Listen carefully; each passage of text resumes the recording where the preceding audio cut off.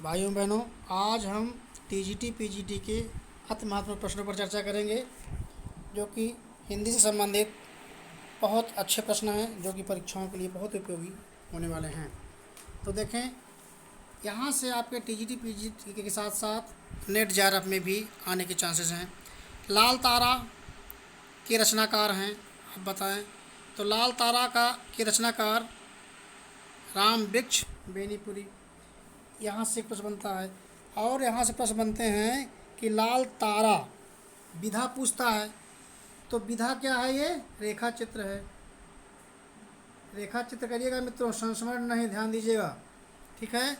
फिर राम वृक्ष बेनीपुरी की लाल तारा, गेहूं और गुलाब, माटी की मूर्तें, ये इनके रेखा चित्र हैं, ठीक है। तो यहाँ से प्रश्न आपके पढ़ने के प्रबल चांसेस हैं, ठीक है। फिर कभी कभी पूछ लेता है कि गेहूं और गुलाब में कितने रेखा चित्र हैं। तब गेहूं और गुलाब में, गेहूं गुलाब इनकी रेखा चित्र है राम वृक्ष बेनीपुरी की। तो गेहूं और गुलाब में कितने रेखा चित्र हैं? 25 रेखा चित्र संकलित हैं, ठीक है। फिर अगले प्रश्न पर चलें।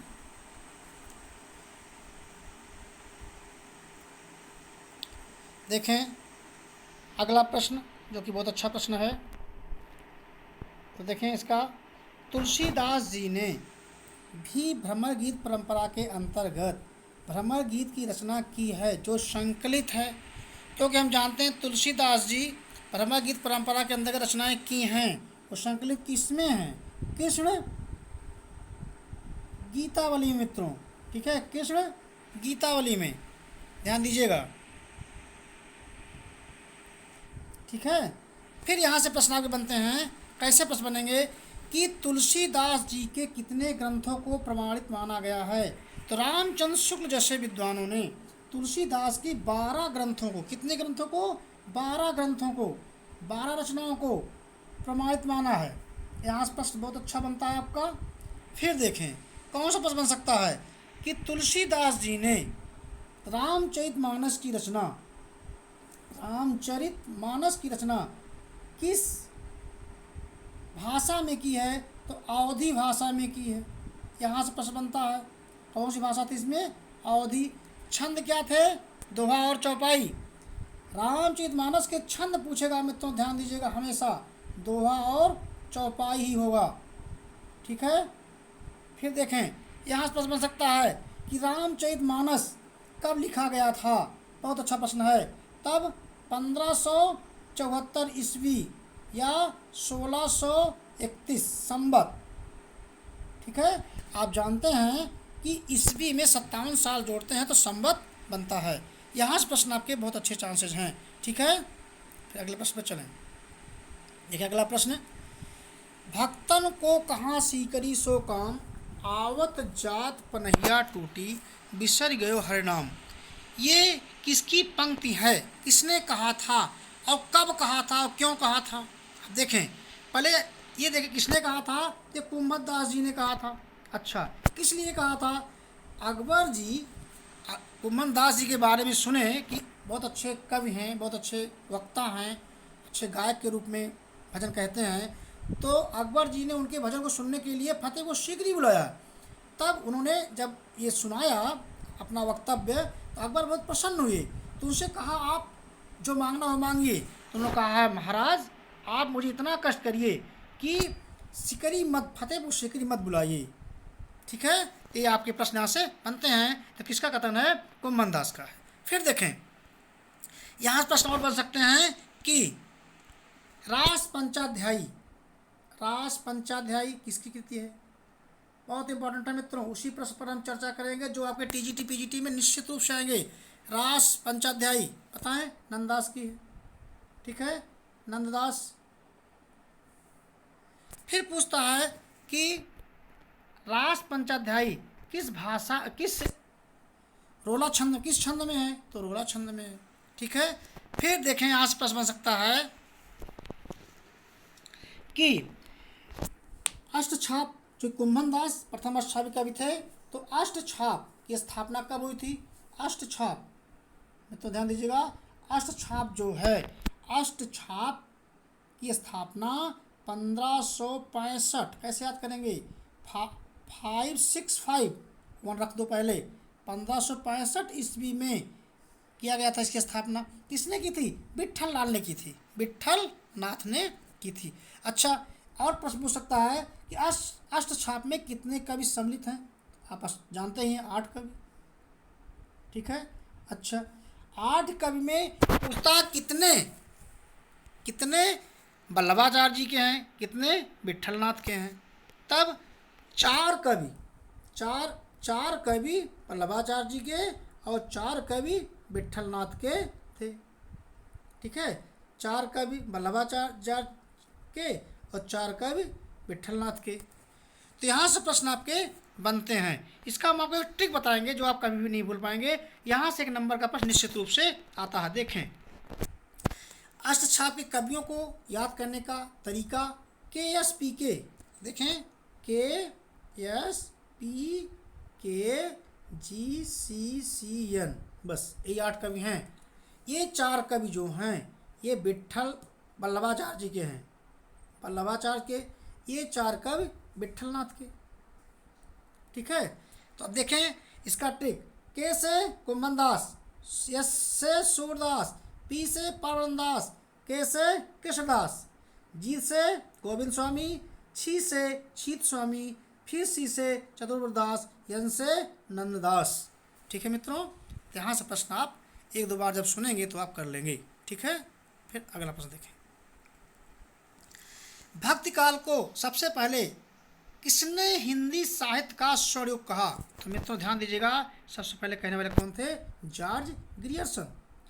हजारी प्रसाद द्विवेदी के बारे में देखते हैं। कुछ रचनाएं जो हैं हिंदी साहित्य से संबंधित हैं, जो कि बहुत इंपॉर्टेंट है कि हिंदी साहित्य का आदिकाल, हिंदी साहित्य की भूमिका पहले लें, पहले वही है उनकी रचना, हिंदी साहित्य की भूमिका, फिर हिंदी साहित्य का आदिकाल, ठीक है। हिंदी साहित्य की भूमिका, फिर आदिकाल और उद्भव और विकास, इनके बहुत इंपॉर्टेंट रचनाएं हैं, ठीक है। फिर देखें मिश्रबंध के लिए, मिश्रबंध विनोद, मिश्रबंध को आप जानते हैं कि मिश्रबंध के बारे में देखें तो मिश्रबंध विनोद इन्होंने लिखा था। फिर देखें मिश्रबंध और कौन सी प्रमुख रचना लिखी थी, तो नेत्रोन्मीलन, ठीक है मित्रों। अगले प्रश्न चलें। अगला प्रश्न देखें, चंडी चरित किसकी विशिष्ट साहित्य रचना है। चंडी चरित देखें किसकी है, गुरु चंडी चरित के बारे में बताएं, किसकी हो सकती है मित्रों, बताएं। विकल्प कौन कौन दिया गया है, गुरु गोविंद सिंह, फिर अगला विकल्प देखें अर्जुन सिंह, रामदास और अंगद। तो इसके हैं गुरु गोविंद सिंह, ठीक है। अब देखें इनकी जो रचनाएं हैं, ठीक है, चंडी चरित बहुत इंपॉर्टेंट है, जो कि ये पूछता है बार बार, ठीक है। तो इनकी ये रचनाएं हैं। फिर अगले प्रश्न पर चलें।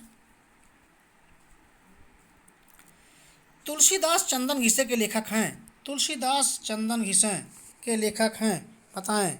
तुलसीदास चंदन घिसे हरशंकर परसाई की ये रचना है, हरशंकर परसाई की। तुलसीदास चंदन घिसे, पगडंडियों का जमाना, जैसे उनके दिन फिरे, सदाचार की ताबीज़, ठीक है, विकलांग श्रद्धा का दौर, ये इनके रचनाएं हैं हरशंकर परसाई की, बहुत इंपॉर्टेंट हैं। फिर देखें अगला प्रश्न, मेरे राम का मुकुट भीग रहा है किसका ललित निबंध संग्रह है। मेरे राम का मुकुट भीग रहा है विद्यानिवास मिश्र का। मित्रों ध्यान दीजिएगा, विकल्प में आपके यह है राम वृक्ष बेनीपुरी, कुबेर नाथ राय, विद्यानिवास मिश्र और हरशंकर परसाई। तो विद्यानिवास मिश्र, इनकी रचनाओं के बारे में थोड़ा अध्ययन कर लें कि मेरे राम का मुकुट भीग रहा है, फिर चितवन की छाँ, कदम की फूली डाल, बहुत इंपॉर्टेंट है। फिर सीरीज का आग्रह, मैंने सिर्फ पहुंचाई, बहुत इंपॉर्टेंट है, क्योंकि ऐसे ऐसे प्रश्न पर चर्चा करें जो बहुत इंपॉर्टेंट हैं, ठीक है। फिर चलें अगले प्रश्न पर। रजिया बेगम किसकी रचना है। तो रजिया बेगम में विकल्प दिया गया है गोपाल राम गहमरी, किशोर लाल गोस्वामी, सद्दाराम फिल्लौरी और प्रसाद। ठीक है, तो देखें इसमें विकल्प आपका हो जाएगा विकल्प दूसरा, किशोरीलाल गोस्वामी। किशोरीलाल गोस्वामी रजिया बेगम के रचनाकार हैं। ठीक है, यह कौन सी विधा पूछेगा तो ध्यान दीजिएगा मित्रों, विधा में यह उपन्यास है। ठीक है, उपन्यास। ठीक है, फिर यह एक ऐतिहासिक उपन्यास है। ठीक है, फिर अगले प्रश्न पर चलें। चतुरी चमार उपन्यास किसका है? चतुरी चमार उपन्यास जो है यह निराला का है, प्रेमचंद भगवत चबड़वा जयनंद का नहीं है। ठीक है, तो इनके बारे में कुछ उपन्यासों को हम देख लें। देखें, अप्सरा, अलका, निरूपमा, प्रभावती, ये अच्छा उपन्यास है। फिर आपका आता है कुल्ली भाट, बिल्लेसुर बकरिया, बिल्लेसुर बकरिया, ये उपन्यास निराला जी के हैं। ठीक है, फिर चलें जैनंद के बारे में देख लें। जैनंद का उपन्यास को देख सकते हैं हम कि परख कर सुनीता ने त्याग पत्र दिया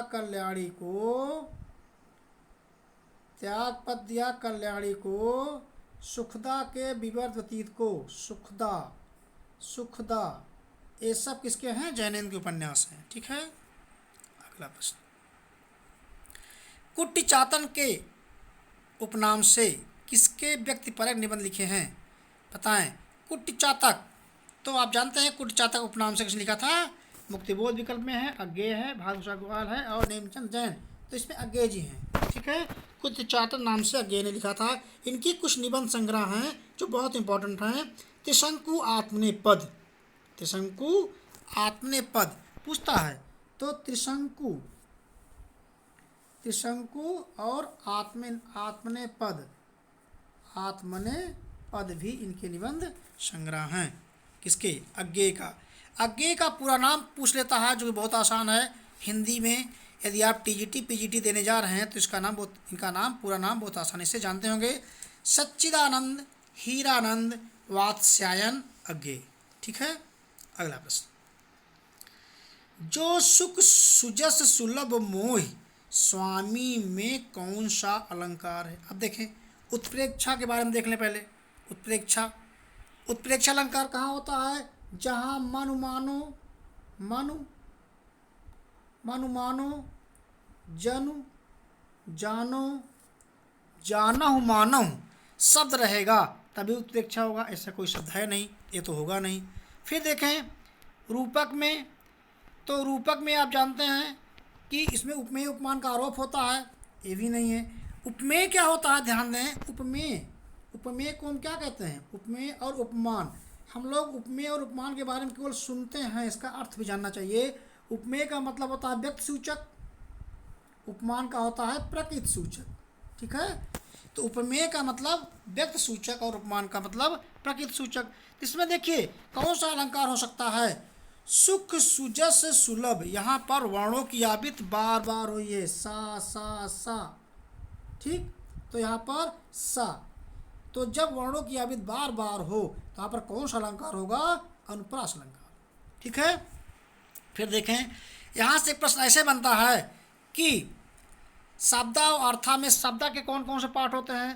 तो अनुप्रास, यमक, श्लेष, पुनरुक्ति, वक्रोक्ति और विप्सा, ये जितने अलंकार हैं ये शब्दा के हैं, और जितने अलंकार बच रहे हैं सब अर्थक हो जाएंगे। यहाँ से अलंकार अलग करने के लिए आता है। अगला प्रश्न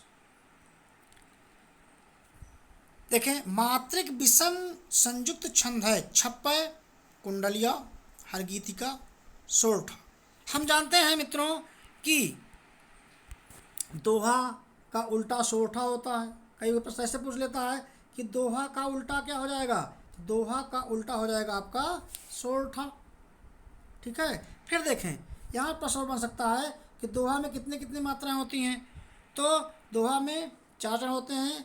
पहले और तीसरे चरण में कितनी कितनी मात्राएं? 13 मात्राएं। दूसरे और चौथे चरण में कितनी कितनी मात्राएं? 11 मात्राएं होती हैं। अब इसी को पलट दो, आपका हो जाएगा सोरठा। पहले तीसरे में 11-11, दूसरे चौथे में 13-13, सोठा हो गया। फिर देखें इसमें विषम मात्रिक छंद कौन सा है, तो विषम मात्रिक छंद आपका हो जाएगा कुंडलिया। क्यों होगा, क्योंकि कुंडलिया बनता किससे है, दोहा से और रोला से, ध्यान दीजिएगा। अच्छा कैसे जानेंगे कि विषम है, हाँ अब बताओ।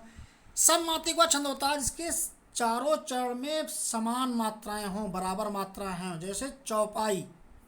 चौपाई क्या होता है, सममात्रिक छंद प्रत्येक चरण में 16-16 मात्राएं होती हैं। चौपाई प्रत्येक चरण में 15-15 मात्राएं होती हैं। अच्छा फिर आपका आता है दोहा।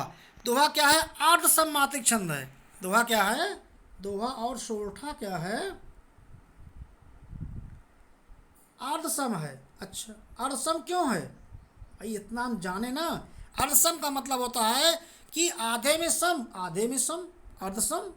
ठीक, जैसे पहले तीसरे में समान मात्रा है, दूसरे चौथे में समान मात्रा है, इसी को हम अर्धसम कहते हैं। सम क्या होती है, जिसमें सम में बराबर मात्राएं हों। अच्छा विषम क्या होगा, विषम वह होगा जो दो दोहा और रोला से बना हो।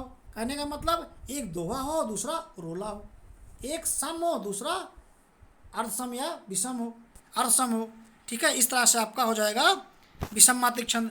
तो विषम मात्रिक छंद में जिसमें दो प्रकार के छंद मिले हों, इतने जानो कि विषम मात्रिक छंद वह होता है जो दो प्रकार के छंद उसमें मिले हों।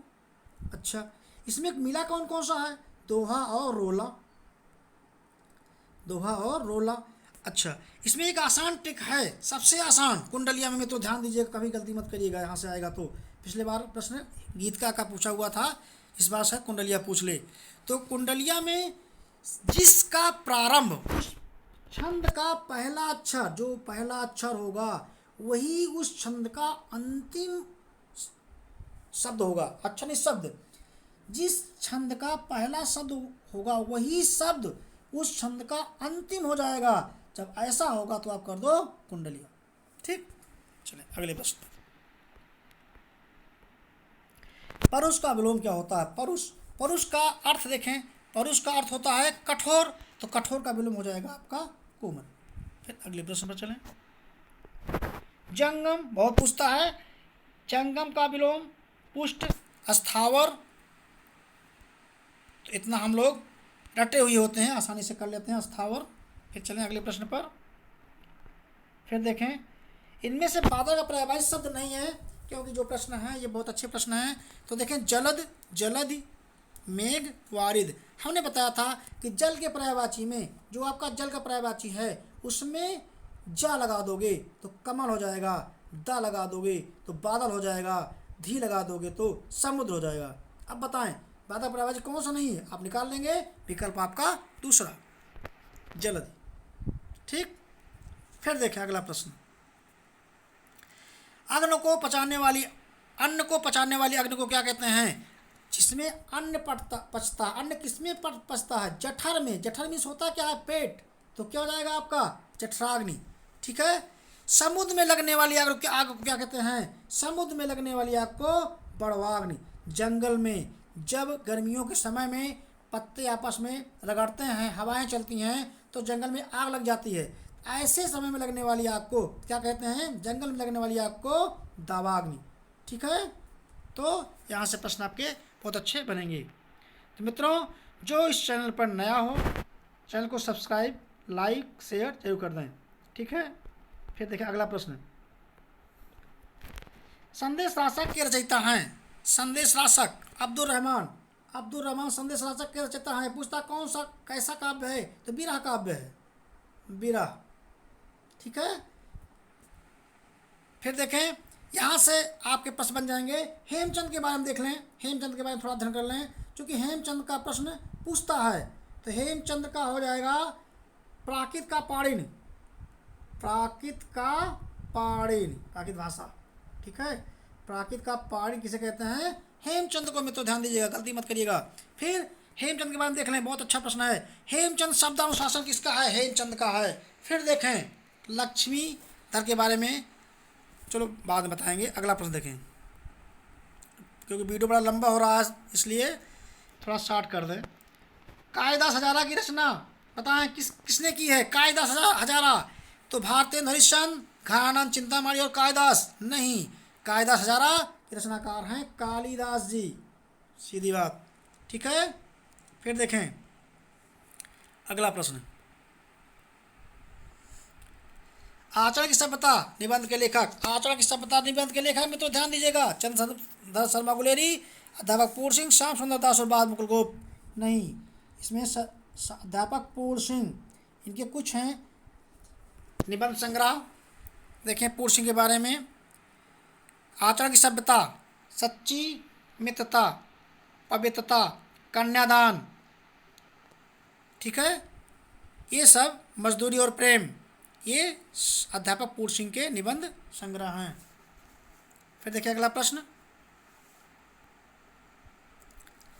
सुलोचना निबंध संकलन है, सुलोचना, विकल्प दिया गया रामचंद्र शुक्ल, भारतेंदु हरिश्चंद्र, बालकृष्ण भट्ट, जयंत कुमार। ये है आपका भारतेंदु हरिश्चंद्र का मित्रों, गलती मत करिएगा। ठीक है, ज़्यादा व्याख्या करेंगे तो आपका वीडियो बहुत लंबा हो जाएगा, तो मित्रों हम वही प्रश्न पर चर्चा करें जो बहुत इंपॉर्टेंट है। ठीक है, कवि कुल कल्पतरु जब आएगा तो रामचंद्र शुक्ल का होगा मित्रों, ध्यान दीजिएगा। अगला प्रश्न, तूफानों के बीच नामक रिपोर्टाज के लेखक, तूफानों के बीच रांगे राघव। ठीक है, रिपोर्टाज शिवदास सिंह चौहान का कौन सा रिपोर्टाज है बताएं, शिवदास सिंह चौहान का मित्रों, तो इसमें हो जाएगा आपका शिवदास सिंह चौहान का लक्ष्मीपुरा, लक्ष्मीपुरा रिपोर्टाज शिवदास सिंह चौहान का। शमशेर बहादुर का रिपोर्टाज प्लाट का मोर्चा, शमशेर बहादुर का रिपोर्टाज प्लाट का मोर्चा। ठीक है, अगले प्रश्न पर चलें। तो ध्यान दें, हमारा उद्देश्य है कि जितने भी भाई और बहन इस चैनल को देख रहे हैं तो निश्चित रूप से टीजीटी पीजीटी 2020 में सफल हों, और हमारा प्रयास रहेगा कि हम उनको ऐसे ऐसे प्रश्न बताएंगे, व्याख्या कराएंगे, उन्हीं प्रश्न के बारे में चर्चा करेंगे जो पेपर में आने वाले हैं, जो पेपर में इम्पोर्टेंट हैं। ठीक है, खुमक्कड़ शास्त्र किसका है, राहुल शंकरतैन। तो यात्रा वृत्त के बारे में तो निश्चित रूप से राहुल शंकरतैन का, अज्ञेय जी का, नागार्जुन का, भारतेंदु हरिश्चंद्र जी का निश्चित रूप से पढ़ लीजिएगा। ठीक है, अगला प्रश्न, आवारा मसीहा किसकी जीवनी है, आवारा मसीहा के लेखक कौन हैं, तो लेखक हैं विष्णु प्रभाकर, विष्णु प्रभाकर। अच्छा, किसकी जीवनी है, तो शरद चंद्र की जीवनी है। ठीक है, निराला के बारे में देखें,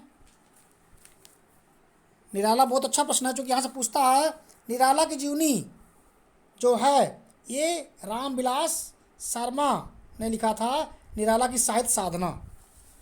तो निराला की जीवनी किसने लिखा था, रामविलास शर्मा ने निराला की साहित्य साधना की। ठीक है, फिर अगला प्रश्न पर चलें।